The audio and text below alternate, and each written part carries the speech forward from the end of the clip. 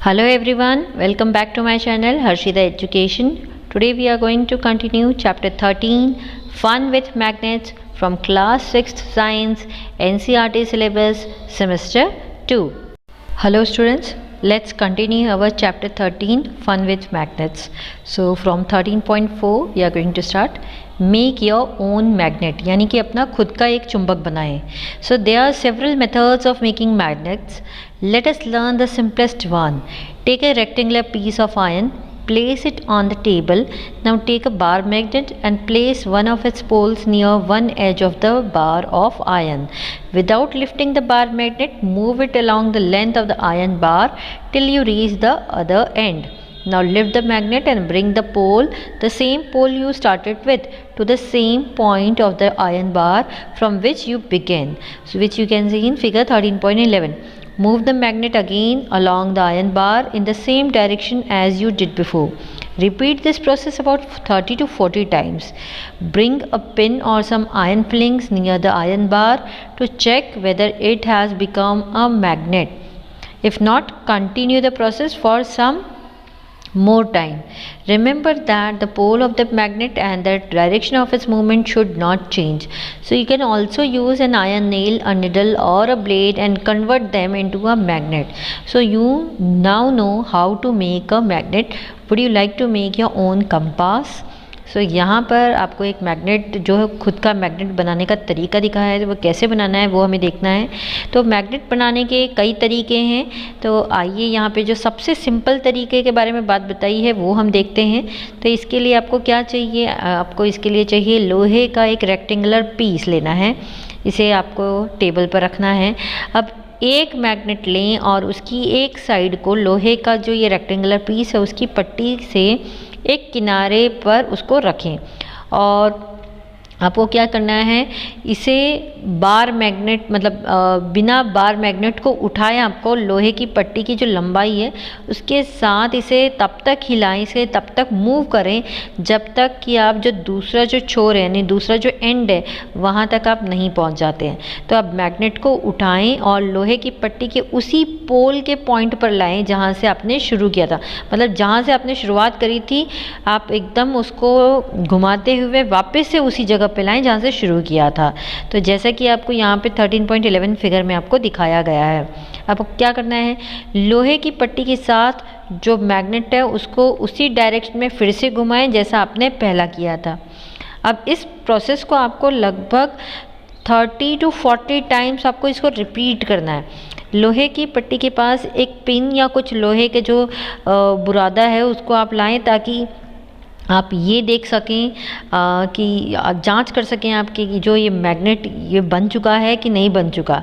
तो अगर ये नहीं है तो इस प्रोसेस को थोड़े टाइम के लिए और आपको इसे कंटिन्यूस रखना है. लेकिन याद रखें कि जो मैग्नेट के जो पोल्स हैं और उसकी जो मूवमेंट है उसकी जो डायरेक्शन है वो बदलनी नहीं चाहिए. आपको एक ही डायरेक्शन में ये चीज़ करनी है. अब आप एक लोहे को जो लोहे की जो कील है या फिर आप एक सुई भी ले सकते हैं या एक ब्लेड का भी आप इसमें इस्तेमाल कर सकते हैं और उन्हें एक मैग्नेट में आप इसको बदल सकते हैं. तो अब आप जानते हैं कि किस तरह से मैग्नेट जो है उसको बनाया जाता है. तो आप इसी तरह से क्या अपना खुद का जो कंपास है वो भी बनाना चाहेंगे तो यहाँ पे उसके लिए हमको एक एक्टिविटी दी है. Activity 6, magnetize an iron needle using a bar magnet.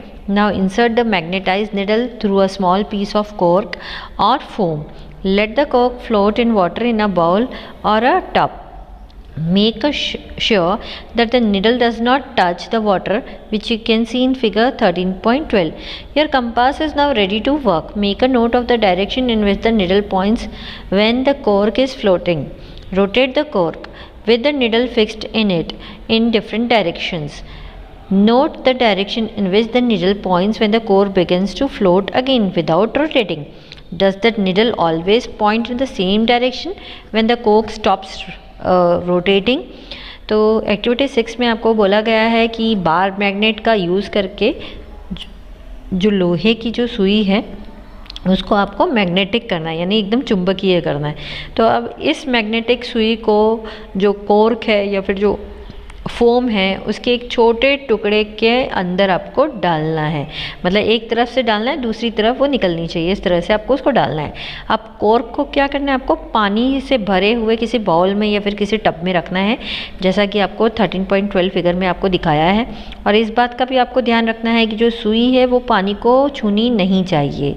तो आपका जो कंपास है अब वो काम करने के लिए एकदम तैयार है। तो आप क्या देखेंगे इस तरह से करके कि जो कॉर्क है वो फ्लोट कर, मतलब जब वो फ्लोट कर रहा है पानी पर, और जब वो फ्लोट कर रहा है तो सुई जो है वो किस डायरेक्शन को इंडिकेट कर रही है, किस डायरेक्शन को इंडिकेट कर रही है। तो कॉर्क को वापस से आपको क्या करना है, रोटेट करना है। आप जब रोटेट करते हैं तो सुई जो है वो अलग अलग डायरेक्शन को इंडिकेट करेगी। अब उस डायरेक्शन पे आपको ध्यान देना है, जब जो सुई है वो उस डायरेक्शन को इंडिकेट करती है, जब जो कॉर्क है वो हिल नहीं रहा है, वो एक ही पोजीशन पे है, तो वो कौन सी डायरेक्शन को इंडिकेट कर रही है। फिर से क्या करना है, फिर से जो कॉर्क है वो फ्लोट करने लगेगा। तो आपको देखना है क्या जो सुई है वो हमेशा उसी एक पर्टिकुलर एक ही दिशा को इंडिकेट कर रही है, और जब कॉर्क घूमना बंद कर देता है तब वो कौन सी दिशा को इंडिकेट करी। तो ये चीज़ हमें करना है। तो this is you can say one kind of compass you have prepared. Now 13.5 attraction and repulsion between magnets. तो अब हम ये देखेंगे, let us play another interesting game with magnets.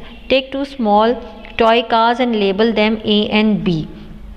तो आपको क्या करना है, अब वापस से मैग्नेट के साथ आपको एक इंटरेस्टिंग खेल खेलना है। तो इसके लिए आपको 2 छोटी जो टॉय कार्स होती हैं वो लेनी है, और एक को आपको लेबल करना है कार A, दूसरे को आपको लेबल करना है car B।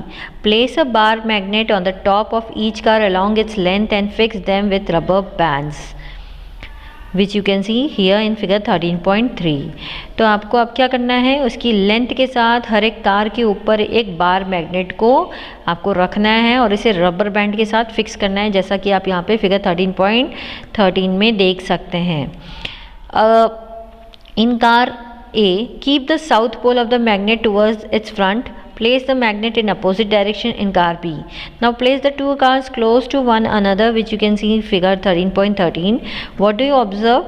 Do the cars remain at their places? Do the cars run away from each other? Do they move towards each other and collide? So record your observation in a table as shown in table 13.3. Now place the toy cars close to each other such that the rear side of car A faces the front side of a car B. Do they move as before? Note the direction in which the cars move now. Next, place the car A behind car B and note the direction in which they move in each case, which you can see in figure 13.14.